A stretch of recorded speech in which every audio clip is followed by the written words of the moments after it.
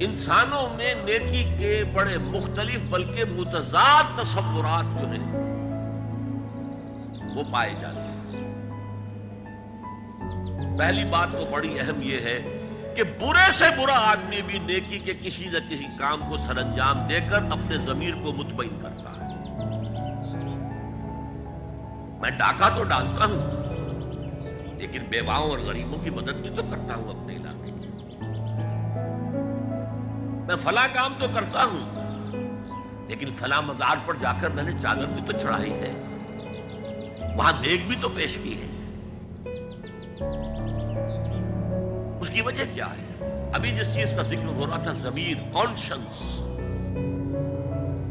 یہ انسان کی باطنی شخصیت کا ایک بہت اہم جز ہے۔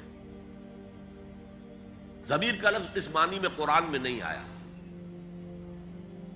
لیکن قرآنی اصطلاح ہے نفس لوامہ،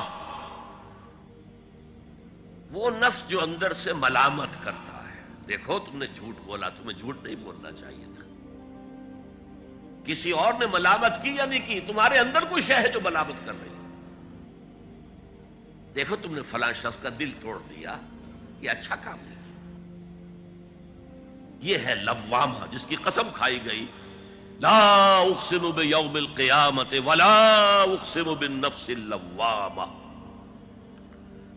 یہ نفس لوامہ ہر انسان میں ہے، اور جیسے ہمارے ظاہری وجود کے تقاضے ہیں، بھوک لگتی ہے، پیاس لگتی ہے، اسے کپڑے کی ضرورت ہے موسمی اثرات سے بچاؤ کے لیے، یہ جو مانوی شخصیت ہماری اندر ہے یہ بھی کچھ ڈیمانڈ کرتی ہے،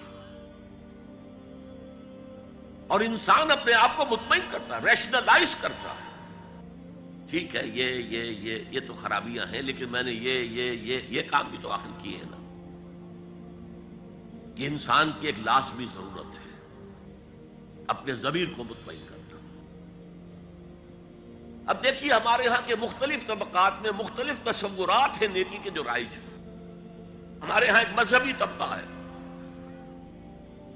جس کے نزدیک اصل اہمیت ریچولز کی ہے، عبادات کی ہے، رسومات کی ہے۔ معاملات میں وہ دھوکہ دے رہے ہیں، سودا کر کے پھر گئے، ان کے دلوں میں نرمی نہیں ہے، سائلوں کو دھتکارتے ہیں، لیکن ایک اعتبار سے بہت نیک ہے، سودی کاروبار کرتے ہیں۔ ٹھیک ہے بھائی، میں سودی کاروبار تو کرتا ہوں، میں نے مسجد میں تو بنوائی ہے، میں نے مسجد میں جھاڑ بھی تو لگوا دیا ہے، میں نے مسجد میں قالین بھی تو بچھوایا ہے۔ تو نیکی کا ایک تصور یہ ہے ہمارے یہاں۔ اس کے بالکل برعکس ایک تصور ہے جدید تعلیم یافتہ طبقات کا تصور۔ آپ نے بارہا سنا ہوگا گفتگو، بھائی اصل نیکی یہ ہے کہ کوئی کسی کو دھوکہ نہ دے، جھوٹ نہ بولے، وعدہ پورا کرے، اپنا فرض صحیح طور سے ادا کرے، کہیں ملازم ہے تو اپنے فرائض صحیح طور سے ادا کرے۔ باقی رہ گئی نماز روزہ، یہ تو انفرادی باتیں ہیں، یہ کوئی کرتا ہے تو اپنے لیے، نہیں کرتا ہے تو کوئی بات نہیں۔ یہ دونوں ایک دوسرے کے بالکل برعکس تصورات ہیں، اور یہ ہمارے معاشرے میں جدید تعلیم یافتہ طبقات کا تصور نیکی اور ہمارے قدیم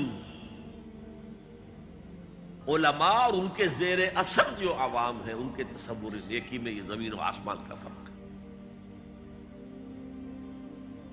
آپ کو معلوم ہے کہ اپنی جسم فروش عورتیں جو ہیں وہ بھی نیکی کا کوئی نہ کوئی کام کرتی ہیں۔ آپ دیکھیں گے محرم میں سیاہ کپڑے پہن کے جلوس کے آگے آگے جا رہی ہیں، سبیلیں لگا رہی ہیں، مختلف مزاروں میں جب عرس ہوتا ہے وہاں جاتی ہیں، دھمال کھیلتی ہیں، وہی سیاہ کپڑے پہن کے، وہ بھی اپنے آپ کو مطمئن کرتی ہیں۔ مشہور ہے ایک واقعہ شہنشاہ عالمگیر اورنگزیب کا، اس نے دلی میں گانے بجانے پر پابندی لگا دی۔ اب ظاہر بات ہے جن کا یہ پیشہ تھا ان کا دھندا ختم تو آمدنی ختم. لاکھ کوششیں کی لیکن اورنگزیب ٹس سے بس نہیں ہوا.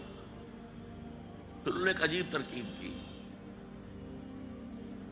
وہ دریائے جمنا بالکل ساتھ بہتا تھا، یہ قلعہ اس شکل میں بنایا گیا تھا، اب تو ذرا فاصلے پر ہے. تو ایک کشتی میں وہ جمع ہو گئے، سازندے بھی اور ساز بھی اور گاتے بجاتے ہوئے. انہیں معلوم تھا فلاں وقت جو ہے بادشاہ جھروکے میں بیٹھ کر دریا کی سیر کرتا ہے، وہاں سے گزرے اور ایک شعر گاتے ہوئے گزرے. در کوئے نیک نامی مارا گزر نہ دارند، گر تو نمی پسندی تقدیر قضا. در کوئے نیک نامی، یہ نیکی جو ہے یہ اس کے کوچے میں ہمارا گزر ہی نہیں ہے.